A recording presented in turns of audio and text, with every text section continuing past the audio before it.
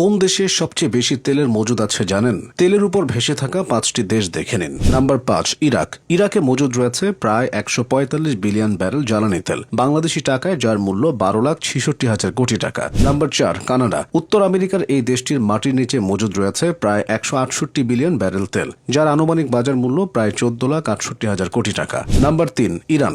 ইরানের আহবাজ এবং মারুন অঞ্চলে মজুদ রয়েছে বিশাল এক তেল ভান্ডার, যেখানে প্রায় 208.6 বিলিয়ন ব্যারেল তেল মজুদ রয়েছে, যার বর্তমান বাজার মূল্য 18,21,500 কোটি টাকা। নাম্বার 2, সৌদি আরব।